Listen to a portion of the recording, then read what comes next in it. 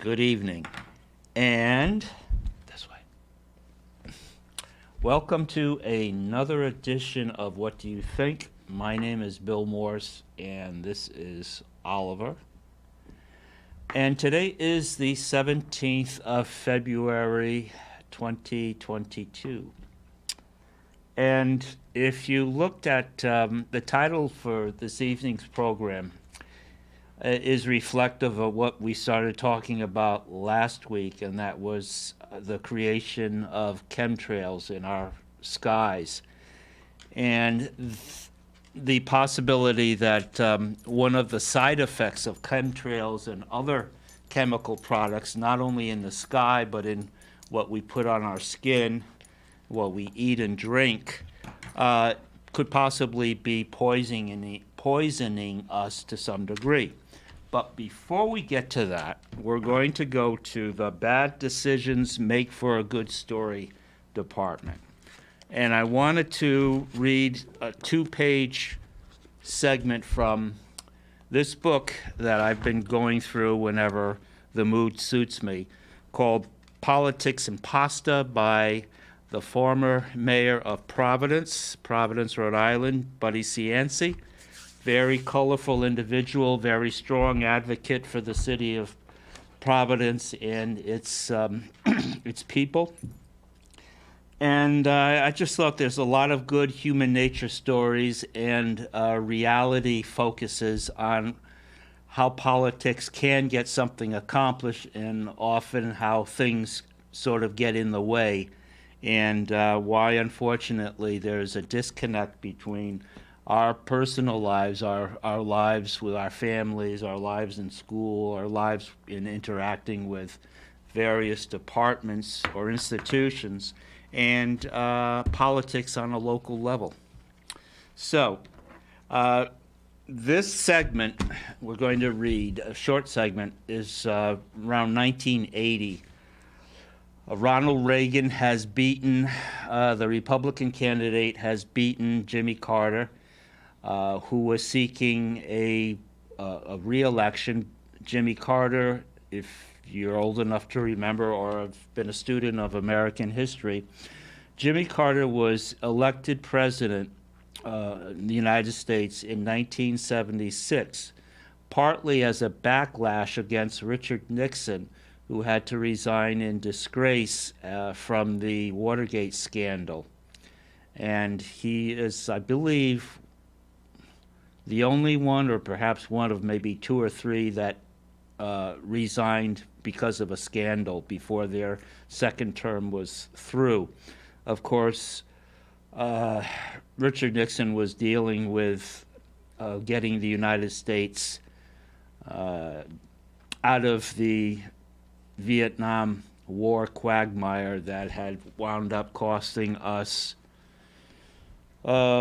63 to 73, 10 years and 50,000 American lives later, not to mention how many Vietnamese lives, both in the North and South, were lost during that war.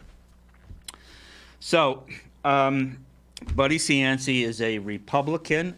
He was a Republican by default because he was outside of the Democratic political machine that had been running Providence since the 30s, since the Depression. And so he was a Republican, minority party in Rhode Island. And he was talked into running for governor. He had a very successful first 4 years in office as mayor of Providence. He was running. He considered running for a second term. He was talked out of it. He was popular. The Republicans needed a positive spokesperson, and they thought that he could get a seat either in the Senate or get a seat. Sit down, Ollie. Sit. Listen up. This is important. Listen. Shh. Sit. Or at least become governor of Rhode Island. And he thought he had a chance at that. So, bad decision. That's going to lead to a good story. So I'm just going to pick up I know I don't like to read to people, but this is only for 2 pages, and it's well written, in my opinion. All right. Blah, blah, blah, blah, blah. All right, so he lost his run for governor, and he was offered, said, finally, I was offered by the new Reagan administration, the job as ambassador to the Dominican Republic. I was already buying suntan lotion. Oh, it's funny. We're going to talk about sunscreen in a little bit. Suntan lotion by the case when I was told by Nofziger. Nofziger was an aide to Vice President George Bush. George Bush, the father, not the son. This was the George Bush who was the head of the CIA in the 70s. He was a fighter pilot in World War II. And Nofziger was his aide as vice president to President, his aide to Bush, who was vice president to President Reagan.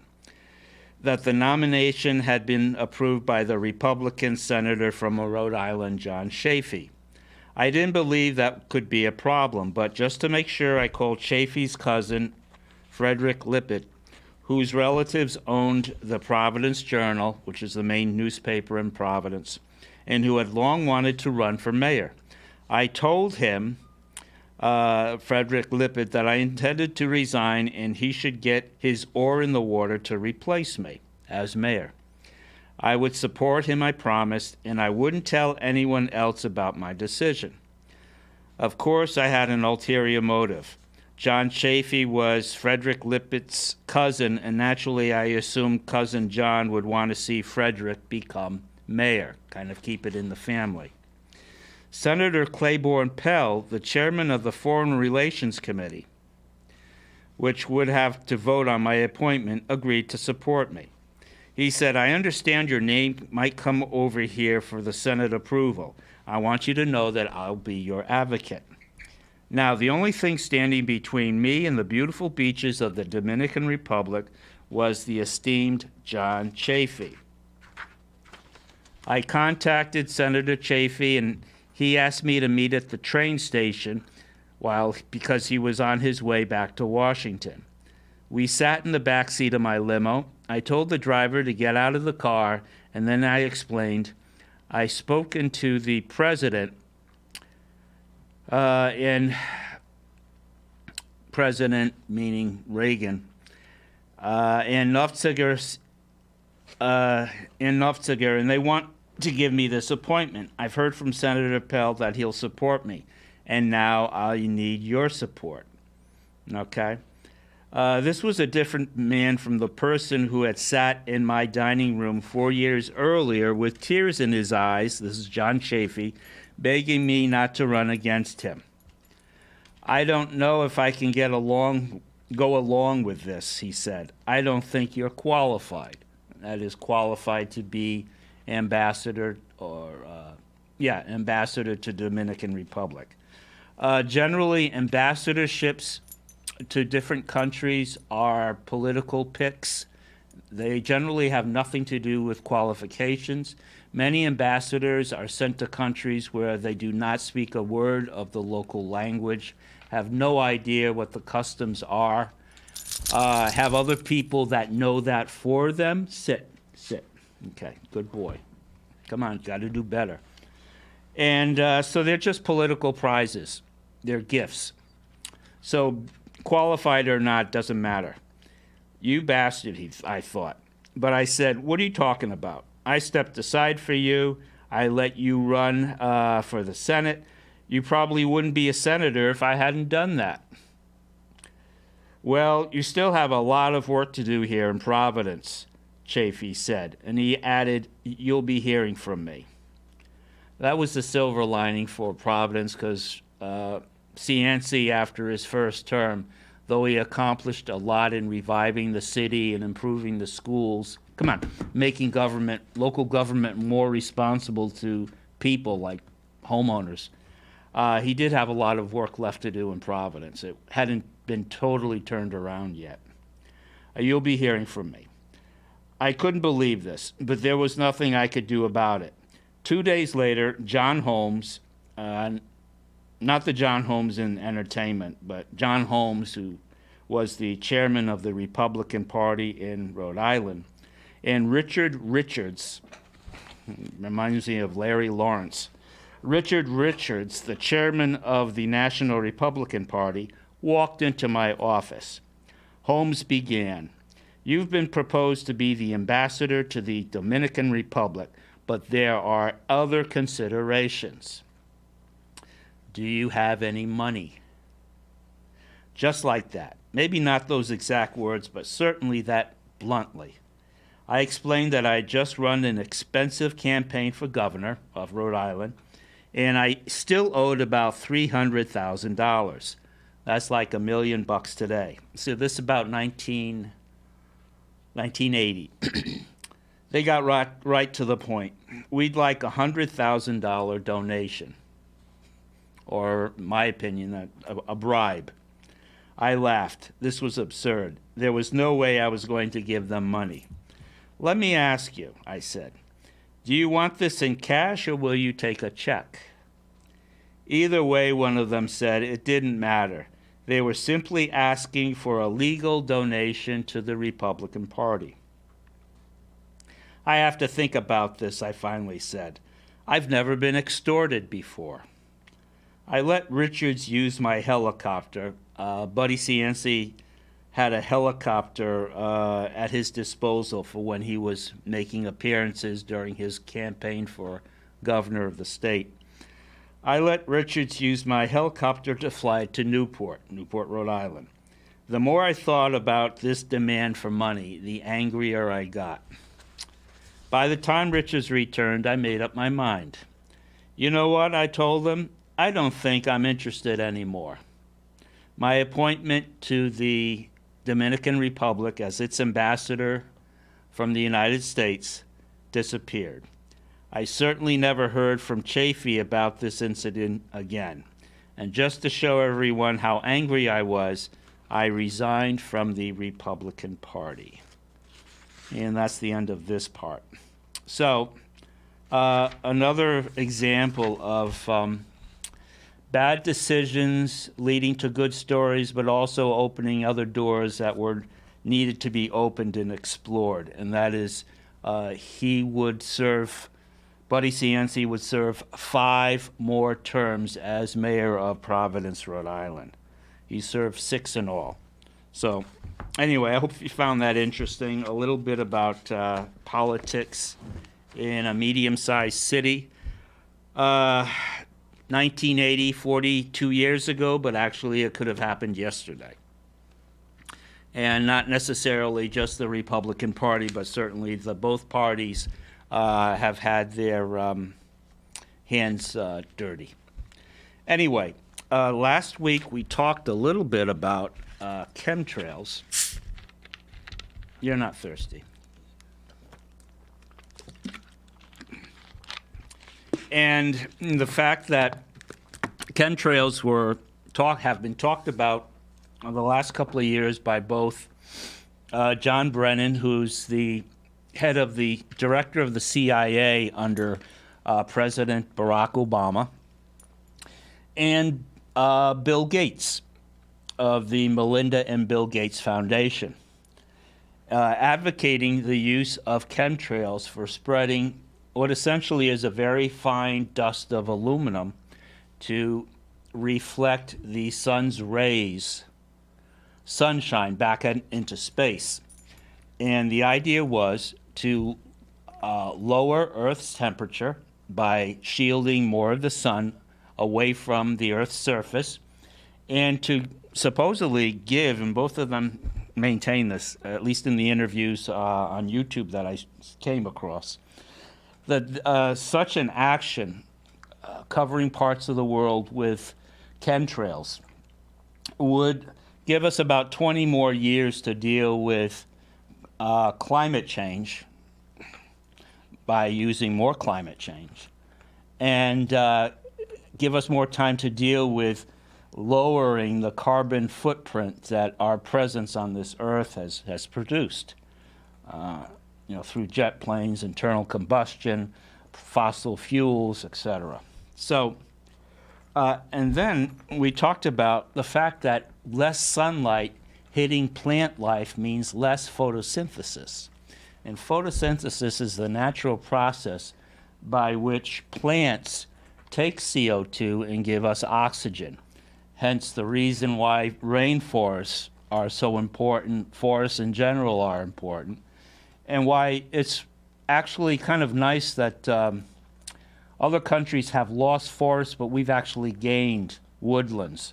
You just have to look around Vermont to see where many fields have, over the last 100 years, have been covered with forests, new growth forests. So, kind of makes you wonder if we're concerned about CO2, reducing CO2, why we would inhibit a process, a natural process called photosynthesis, which uses plants to produce oxygen and lower CO2 levels. So my ending question was, is there another motivation to using aluminum dust, spreading it in the air, and having that supposedly shielding us away from the sun's rays? And I'm just going to leave that open right there. I'm going to let that question hang out there, just like the chemtrails that hang and gradually come down towards Earth and spread as they descend. Haven't seen any chemtrails lately. Last summer, quite a few in a crisscross pattern. And anyway, the another interesting point is if there is less sunlight hitting Earth, then that means that there's less vitamin D, and humans need vitamin D. I think many countries, especially countries with heavy air pollution, smog, have a deficiency of vitamin D. I think China is one of the largest countries in the world where its people are very deficient in vitamin D. And part of that has to deal with diet, but also, I believe, that the vitamin D, there's less sunlight, and with less sunlight, because of pollution and other reasons, there's going to be less vitamin D. So vitamin D is very important for the immune system. So I started thinking, is aluminum, all right, there's some aluminum in our atmosphere due to chemtrails, due to spraying that is being backed by the government, not only the U.S. government, but the governments of the European Union, Canada. I'm not sure about Mexico, but there's no spraying in China, which is interesting. So I wondered, is aluminum an active ingredient? In other words, does it promote a reaction with other ingredients in some of the products we use? And someone brought to my attention that many deodorants, especially antiperspirant deodorants, use aluminum. And so I looked at the one that I use. It's Arm & Hammer, this one right here, Ultra Max. There it is, Ultra Max, Arm & Hammer Ultra Max. And using this glass, I'm looking at active ingredients, and I see alcohol, a couple of petroleum products, sodium bicarbonate or baking soda, which is what Arm & Hammer is known for. But aluminum is one of the active ingredients in this brand of antiperspirant. So there are antiperspirants that do not have aluminum, and this is one of them. This is called Herbin, as in herbs, Herbin Cowboy, I don't know if this is one that you use. Herb and Cowboy. It's a deodorant, and there is no aluminum. In fact, it says aluminum free. Okay. Blah, blah, blah, blah, blah. Very good. So aluminum free. So there are aluminum free choices for antiperspirants or deodorants. Now, I went a little further, and I went to Walgreens to look at a couple of other products. And sunscreen. And I found out by doing some light research that Oxybenzone is a cancer-causing agent that has been used in sunscreens. And so I looked at sunscreens. This is rated 50. I believe that's the highest. This is for baby skins. And it says Oxybenzone free. And then I was glad to see that practically all the sunscreens that are on the shelves now are oxybenzone free. I don't know exactly what oxybenzone is.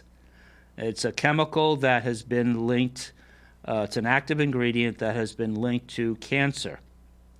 So that's good. There have been some positive developments in eliminating toxins, metal toxins, chemicals that cause illnesses or sicknesses in people. Because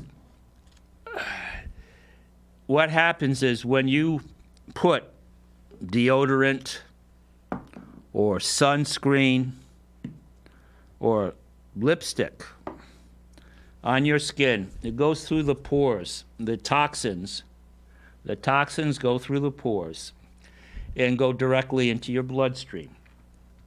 Whereas if you eat something, whatever you've eaten goes into your stomach, and then I believe it's hydrochloric acid in your stomach actually breaks down whatever toxin is in your stomach from having put anything in your mouth that has metal in it.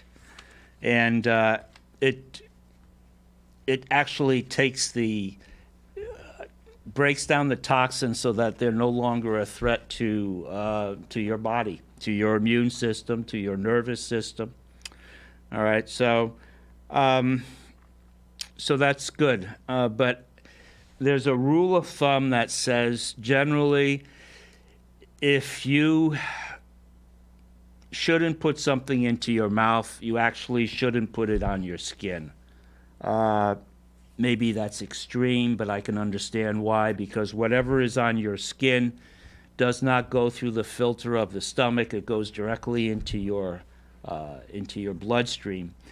And the stomach acts kind of as a firewall or a filter through which these toxins will be broken down so that they're no longer a threat or a possible cause for disease. So, I looked at that. Also, I think the issue with aluminum and putting aluminum on your skin, having it go through your pores, has been connected with breast cancer. And so if you have an alternative, try to find an antiperspirant that does not have aluminum in it. It's hard to determine how much aluminum we actually take in on a daily basis and how toxic is that to our system. And is this something we should be worried about? Hard to say. I also did a little light research on lipsticks because I read somewhere that lipsticks have lead in them. And lipstick is applied directly to the lips, and it goes through your pores directly into your bloodstream. And so I picked up two lipsticks, and accordingly, there's enough lead through the different ingredients. Most people, or women I should say, use about 6 pounds of lipstick in a lifetime. It doesn't really sound like much, but most of the ingredients from lipstick, Wet and Wild or whatever, this one also I believe is Wet and Wild, most of the ingredients go right into your bloodstream. When you wipe your lips, it's only a superficial removal of the ingredients, the gels, the oils and chemicals that go into making lipstick applicable. So,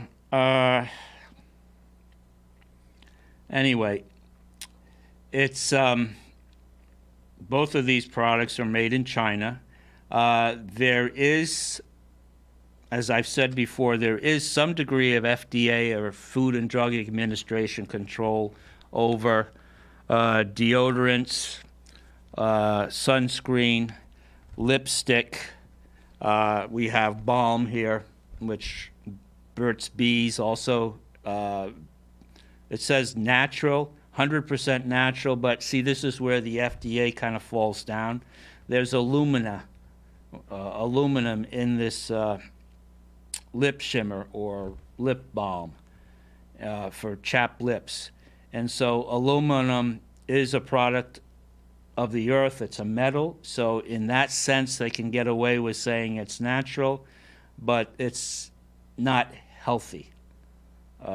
Again, I don't think it's a good idea to put something that has aluminum in it as an active ingredient on your skin, going through your pores into your bloodstream. So it's relative. Again, you wouldn't eat this; you would put it on your skin. But I think that it poses more of a danger actually going through your skin. So I just wanted to bring that up as kind of, again, like I said, a very light perusal of some of the products we use. We don't ingest them. We take them in through our pores into the bloodstream. There was a time, and that's why I'm very glad to see that Oxybenzone is no longer in sunscreen. But there was a time when this and aluminum were active ingredients in sunscreen. And the researchers discovered that a lot of the melanoma or skin cancer was not coming from the sun, but actually coming from the sunscreen. And so, fortunately, these are safer products than they were 10 years ago. But it was interesting in doing research and going through case studies over the last 4 or 5 decades. The cancers from the skin started appearing roughly the same time as the sunscreens.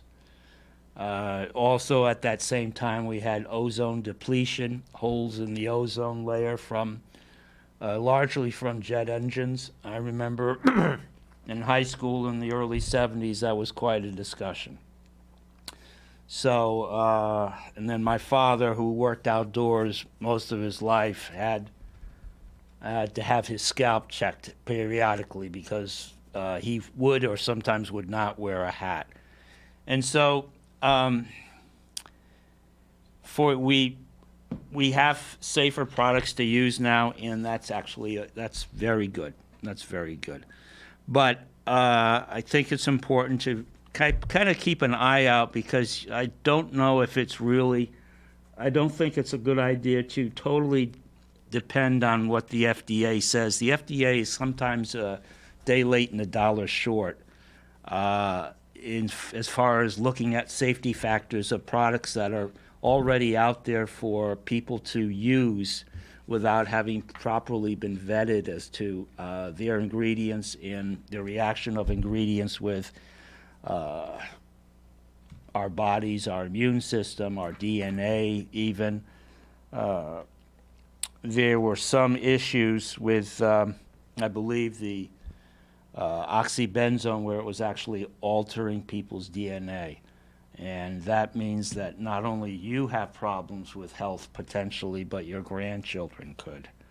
So we have to be very careful. I think that's what some of the fear is in using these new vaccines, is that will it affect my DNA? And of course, doctors will say no. At the same time, you ask them what's in the vaccine, and they can't tell you. So, but we'll see. We'll see. Along those lines, there was recently in the news. There's a vaccine that Pfizer has worked on that will deal with coronavirus symptoms, or the virus itself, I should say, for children up to the age of 5. And there have been clinical trials, and the vaccine failed, at least in one of the clinical trials. The FDA invited Pfizer to still present their case or present their vaccine to its board for approval anyway, and Pfizer refused, saying they needed more research data. So anyway, it's a situation that, unfortunately, it's a sticky situation, because who's on the FDA? Former people from the pharmaceuticals. And again, I think it's the buyer beware sort of situation, whereby you have to do some research into what you're putting on your body or into your body. Sit down. Without having blind trust in a federal agency's assumed control of that product.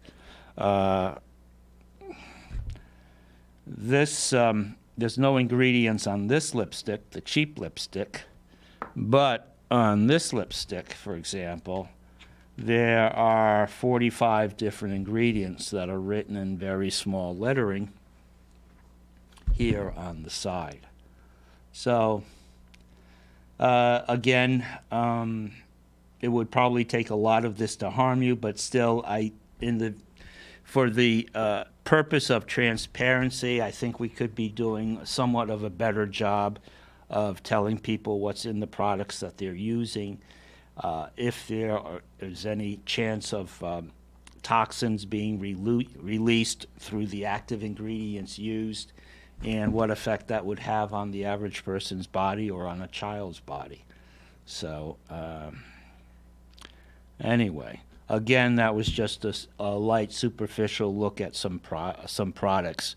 And what got me going on this was the use of aluminum in spraying the stratosphere per this government plan to reduce sunlight, reduce global warming through this particle shield that, from what I can see, will just reduce the production of oxygen by lowering the plant activity of photosynthesis.